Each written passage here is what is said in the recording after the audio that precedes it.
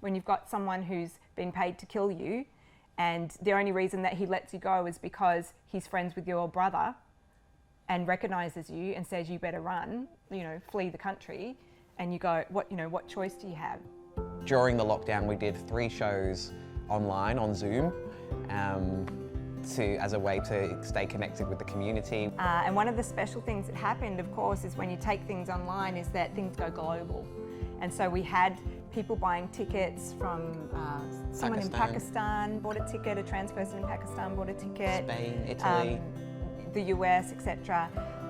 And then something even more special happened, which is that we met Lucretia. Yeah, so after the very first online show, I was contacted by a trans woman called Lucretia on Facebook. She just messaged the Queers of Joy Facebook page, and she told me that she is a Ugandan refugee living in Kenya, Kakuma refugee camp, which is the 2nd largest refugee camp in the world. There's 200,000 refugees there. And she told me that she's from a community in the camp called Block 13, that's what they've named themselves. There's 56 adults, they're all LGBTQ people and their children. And they've sort of come together to protect each other because they receive daily abuse, threats, homophobia, transphobia from other refugees, and so it's not safe for them at the camp. So I got to talking to Lucretia and decided to have a WhatsApp call with her, like a video call, which I did with the other hosts from the show. And we spoke to her for an hour, and she told us the whole kind of story. And she's 23 years old. She's highly intelligent, an activist, a human rights defender, someone who cares deeply about her community. And so we invited Lucretia to sort of pre-record a performance for the next online show. So she did, they did a lip sync and pre-recorded it. We showed it at the next show online, and they also, 4 of them came onto the Zoom call and we interviewed them live. And then we had a QR code for people to scan to donate funds, which they go straight to Block 13, and they use them to buy medical supplies, food, because the rations are really small that they get from the UNHCR. And also, unfortunately, they'd had been attacked by a firebomb earlier in 2020, in March 2020. Someone lit their shelters on fire and they lost their shelters. Someone lost their life from the burns a few weeks later. And so they were able to, with the money that we sent over from that first show, they bought a new shelter, which has now become the school for the kids. And then ever since that show, they have pre-recorded a performance for every single show since. So we even show them at the live shows, and then we do a fundraiser each show. So every 2 months, we get to send them a bit more cash over. They have malaria and typhoid constantly going through the camp. The water's not clean.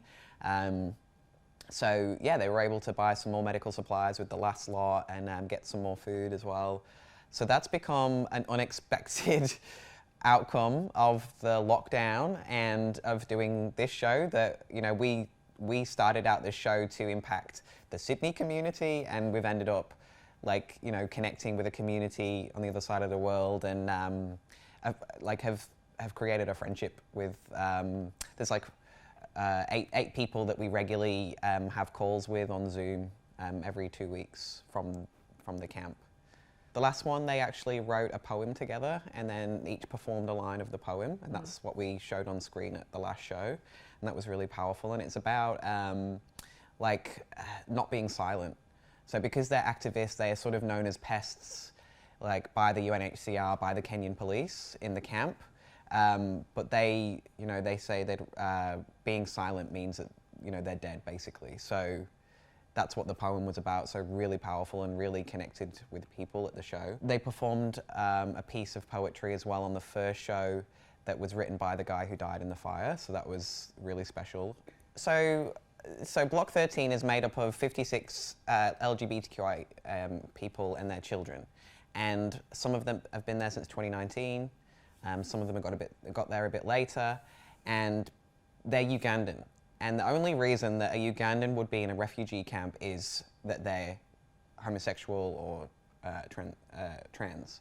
And so as soon as they open their mouths to speak, people know where they're from. And in Africa, unfortunately, there's a lot of homophobia there. So there is a constant dispute over water because they queue up for water every day and there's only clean water for a certain amount of time. So people might say to them, what are you doing here? You're like, beneath us, like you're filth, get to the back or whatever. Yeah, they're related to as subhuman. Yeah. By a lot of other people. Yeah, they get name called, there's rocks thrown at them. Sexual abuse has happened, like as they're walking down the street, they'll be attacked. Yeah, and unfortunately when they've tried to report any of this to the Kenyan police, often they're arrested. They're blamed for starting it. In fact, there's 2 gay men in prison right now for that because they want money from them to release them. And then there's been 2 firebomb attacks as well, which they think they know who they are and they're refugees living sort of close by. You know, a lot of people have shared how they've been in Uganda and there's been someone paid to kill them, basically, because they're gay or because they're trans. And so their choice is stay and be killed or flee the country. And so they flee, and where they flee to is Kakuma, the refugee camp in Kenya. Even though it's illegal to be homosexual in Kenya as well, Kenya has been one of the only African nations that has opened up for LGBTQIA, people who are being persecuted because of their sexuality, to be able to be there. However, you know, so it's like a rock and a hard place. For the Ugandan refugees who are living there, they've entered into a different kind of hell. Yeah. And so for some of them, they're like, I think my life is worse now living here than where I was in Uganda. I wish I'd never left. But at the same time, when you've got someone who's been paid to kill you and the only reason that he lets you go is because he's friends with your brother and recognises you and says you better run, you know, flee the country, and you go, what choice do you have? So, yeah, it's very limited choices. The other difficulty is that people are in a holding pattern. There's 200,000 people in Kakuma, and that's a lot of people to be processing through this refugee process. And our friends are not yet even been given refugee status. What that means is that they can't even seek asylum in any other country because they're not deemed refugees yet. So they're in this holding pattern where they're living in a horrific set of conditions, not just in terms of your physical well-being, your ability to sleep at night. They sometimes sleep in groups and have one person watching because someone will come in the middle of the night, and of course there's no lights, they're in the dark, and someone will come in and start physically hurting people and trying to steal people's phones, etc. So it's a space where there's a lot of threat, and you know, people have taken their own lives. There are people who have done that, made that choice. There are people, but they're banding together because they, are activists, and they believe that having a voice is a life worth living. So having a voice is a life worth living more than not having a voice. So although that can attract a backlash of violence, they still choose to live in that way of being themselves. They are some of the most resilient, and but also they have a compassion. They haven't turned bitter against people and against the people who are persecuting them either, which is absolutely astounding. The way that they speak about their circumstances and the people that they're being persecuted by, there's no bitterness towards those people. They have this profound capacity for compassion for humanity. So they've been an absolute gift in our lives, and we're completely enriched by knowing them. Lucretia, when she found us, she, because she's a human rights defender and she's looking out for places to share their story, and she found us and she was like, Queers of Joy, what is this name? What is this queer joy? She had never heard the two words in the same sentence. And she said, I need to find what the treasure is behind this name. And that's what had her message in the first place. And this is what she shared on our online show. And after she messaged, I actually sent her the whole show that was online, that first show, and sent it to her email. So they gathered around two tiny phones, like a big group of 20 of them or something, and all watched the show together. And they said, joy is the word. That's what it gave them. Joy, hope, community, connection, all of that. And they loved listening to the music. And Lucretia since said to me, we had another call, just the two of us, and she said that sometimes it's hard to get up in the morning because you've got this whole community looking to you for leadership and inspiration and answers, like what's happening. And she said, sometimes I don't want to get up and be that person, and I feel like, I feel pretty low and like I'm not worth anything.